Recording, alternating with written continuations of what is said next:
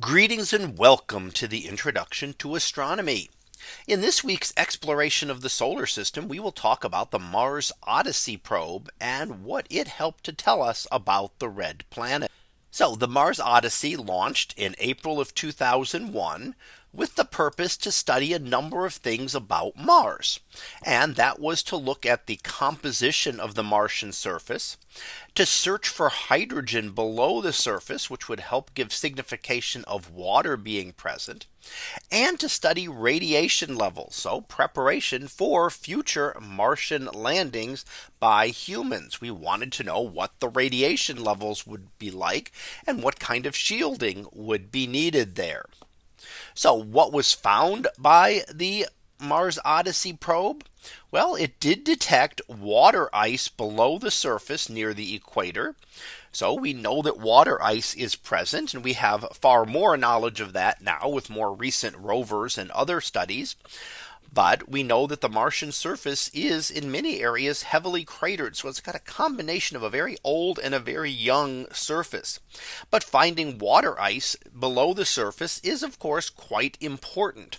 And that means that there is the chance that water will be there so that a future Martian colony would not have to depend on water from Earth, but would be able to use water already present on Mars. It was able to determine the amount of radiation, again much higher than you would expect here on Earth, as you might expect, as Mars has a much thinner atmosphere, and therefore more shielding would be needed for human missions.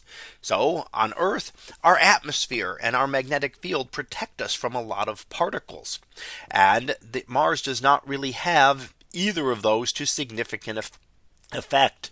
It does not have a magnetic field, and it does have an atmosphere, but it's a much thinner atmosphere, providing less protection. And things like ozone, which are present here on Earth, which help shield some of the harmful ultraviolet light, do not exist on Mars. It also looked at the distribution of minerals over the surface of Mars. So again, where are you going to be able to find resources? Because a Martian colony would not be able to depend on supplies from Earth. It takes months to get from Earth to Mars, not like our moon where we can get there in a few days. So you could send something quickly from Earth. Mars takes a much longer time, and Mars also has specific launch windows. There are only specific times that you can launch to Mars, and those occur as Mars is approaching opposition. That is the best time to launch, so that you get the shortest travel time between Earth and Mars. But it does mean that emergency missions would not be very easy to do. Now, the mission has been extended, and in fact, as of May of 2025, the craft is still in use, and its primary use now is as a communications relay for the rovers. So the Martian rovers can send information up to the Odyssey, which then can transmit those back to Earth. And as of May 2025, it is still doing that. So let's go ahead and finish up with our summary. And what we've looked at today was the Mars Odyssey, launched, as you might guess from the name, to study the planet Mars. It did map the surface, looking for both water and mineral deposits, and studied radiation levels, all of this in preparation for future human missions to Mars. So that concludes this discussion of the Mars Odyssey spacecraft.